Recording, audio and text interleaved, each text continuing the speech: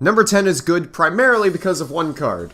Land of the Frozen Flames allows you to treat any water monster you control as 2 Xyz materials when you summon any Xyz monster. If that sounds good, I implore you to look at how many players' least favorite deck has this one card Xyz philosophy and how good it was at full force. Makes Dragon Rulers look like Dragon Squires. Anyway, I think people know where I'm going here. Yes, even in Master Rule 4, getting double or even triple Toadally Awesome out on the field is more than possible, and in damn near any deck. If we want to go pure, each and every frog or paleo is a toad, and making the needed link arrows pointing down is incredibly easy when you play this many monsters that spam themselves out, especially Ronin Toadin. If we want to talk about other decks, sure, let's say heroes. We have Stratos back now, and Toadally heroes were, and kinda still are, a thing. So what happens when each Bubble Man just straight up becomes a Bahamut Shark to bring out the Toad? Multiple Omni-Negates for decks that could already run them, they just come out more easily and more consistently.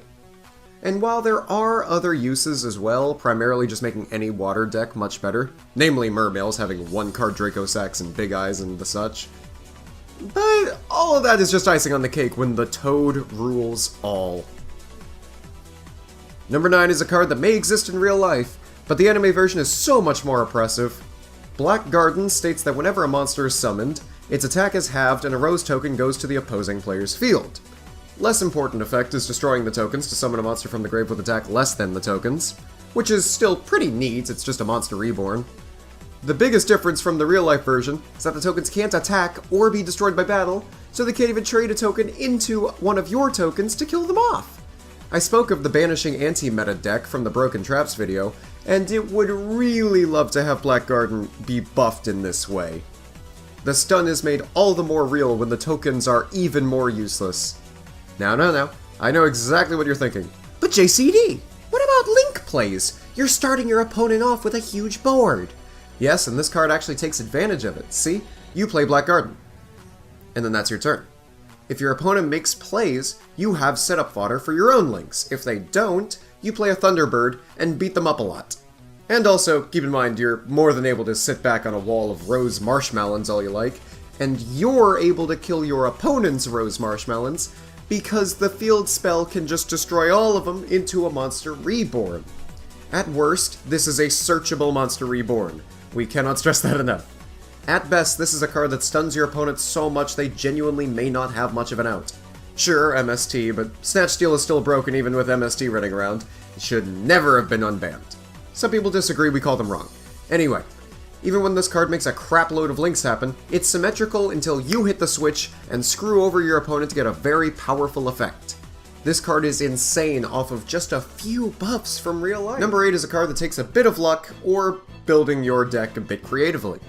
Sphere Field is a card that actually represents a plot device in Zexal, but it was treated as a card like an action field in Yuma's duel against Vetrix, so all is good, it counts for the list. You can use 2 monsters of the same level in your hand to summon a random XYZ monster from your extra deck. And do I really have to say how insane this is? They don't even need to be of the same level as the rank of the monster you want to try and summon. I've got 2 level 4s, they're now a Draco Sac. I'm playing level 1 Monster Mash, I now have Utopic Zexal. It doesn't even matter. Every deck has access to such big cards and such specific cards as Cyber Dragon Infinity, Gorgonic Golem, Titanic Galaxy, or any other specific Xyz that some decks simply cannot summon. If we count anime Xyz, just bust out a casual rank 13 if you want to. You can just do that.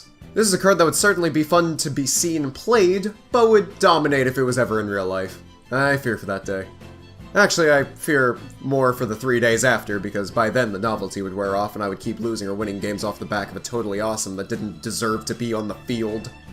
Number 7 is a card that is just too stupid to ever see print. Remember Xyz's change tactics? Now imagine that being searchable by terraforming. It isn't just Utopias, and you don't have to pay life points for it. Yes, Space Field is up next, and whoo boy, can you just kinda throw this at any Xyz deck. Give Zodiacs access to this and they might as well be playing Exodia. But, for the current day, Infernities would have more of a chance to get a crazy amount of negates. Well, said it first, you gotta get those Archfiend procs. Any deck that can summon Utopia now draws 3 cards through Utopia, into Prime, into Lightning. The card just does whatever you want it to do. Imagine if every Xyz in the game just also drew you a card. How is that fair? And, well, I guess I mentioned Zoo twice already. Seems like they can break just about anything. But, on that note, I would like to take the time to ask you guys what your most hated deck is. Is it Zodiacs, Dragon Rulers, Spellbooks, Infernities, or Necros? These are just some of the most powerful decks the game has ever seen, at least before the ban list hit each and every single one of them. So what memories do you have concerning not liking some busted-ass archetypes? Let me know in the poll at the top right of the screen, and tell me in the comments, as I love hearing about crazy plays from dominating formats. Anyways, let's get back into the list. Number 6 is one of 2 cards on this list played by Cherie LeBlanc, who is quickly becoming one of my least favorite characters purely based on the no-fun zone deck she seems to be running here. Soulbinding Gate states that if a monster is summoned to the field with less attack than your life points, destroy it and Ukazi both players. Monsters just don't exist on the field, Scapegoat deals 3200 damage to both players, and honestly it's one of the craziest burn cards I have ever seen. You get to slow the game down to a crawl, and also burn your opponent at the same time. If your life points are low, your opponent's will be as well more than likely, so you can just cease fire and end the game outright most times. This card breathes new, degenerate life into any burn deck, especially Chain Burn, which runs so few monsters and, may I say, won a world championship. So it's pretty easy to say this would be a quick and easy fit into that kind of deck, and that deck is incredible. There is a critical mass for how much burn can be in the game at one point, and I think this card single-handedly finds that absurd limit and exceeds it. Number 5 is the big one, the bad one, the all-powerful soul-stealing card itself, the Seal of Orichalcos! Now, to get the big effect out of the way, yes, it is considered BM to steal your opponent's soul, and I won't be counting that part of the effect for this list. Not just because it's a philosophical concept that not everyone agrees on and I'm not willing to touch on today, it's also because you can lose your soul too, and that's lame. Anyway, the real effects of boosting all your monsters, saving a back row of monsters in the spell and trap card zone to be protected by the main front row, and omni-protection from everything is incredible. It should also be known that I'm taking every effect the seal has had, so the wiki is a little outdated on that. Then we can have this spot be shared by Orichalcos Deuteros, which gains every effect of the seal and also lets you gain an absurd amount of life points, and Tritos, which negates any effect that targets a monster you control and also gains the effects of Deuteros and the Seal of Orichalcos. Combine that with the effect that the original seal can be discarded as a hand trap that negates anything in the game, and you have one of the most resilient, flexible, and crazy cards in the game. Number 4 seems really innocent at first, but dear lord does it need context. Kabuki Stage the Rough Seas can add a level 5 or higher monster from your deck to your hand. Yeah, it goes plus and can make Danger Thunder Dragons even more powerful if they want to tech in a terraforming or two. But why is it above the Seal of Orichalcos? Well, to answer that, I show you the other 2 Kabuki Stages!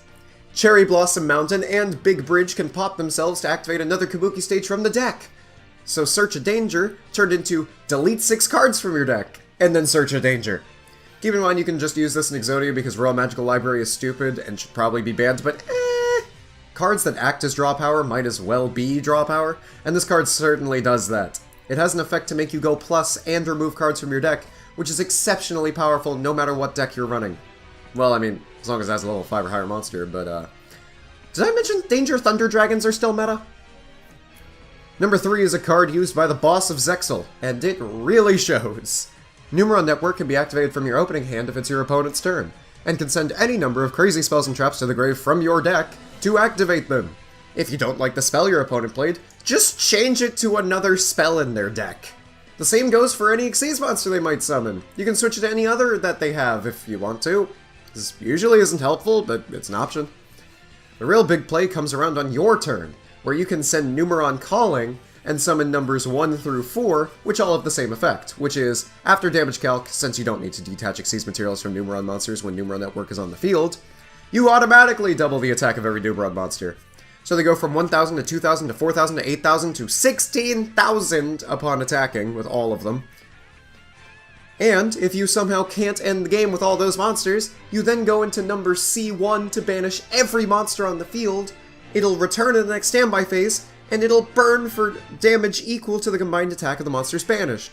Which, if you've been keeping up, Shunya has 2,000 attack, plus 16, plus 16, plus 16, that's 50,000 damage minimum. if your opponent had monsters, it's even more.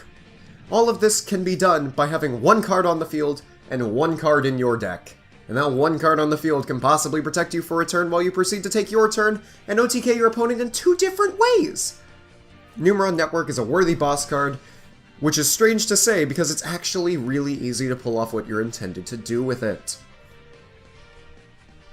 Number 2 is another big one from the original series, Golden Castle of Stromberg. You guys might know this as the card I use on Duel Links and recently got me to Legend. If you don't know that, please go follow my Twitch on twitch.tv/jcdgato.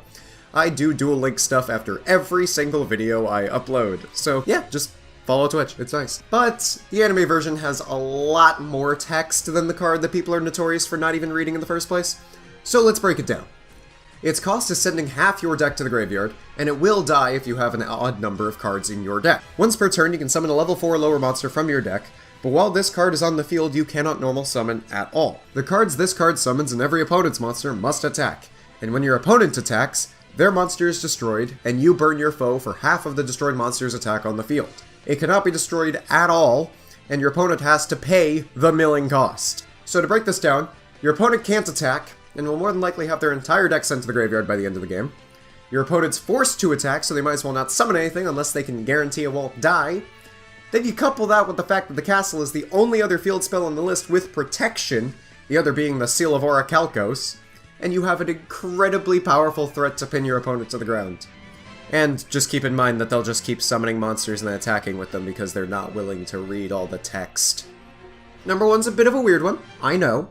But this card changes the game more than any other field spell I have ever seen. More than most cards I've ever seen.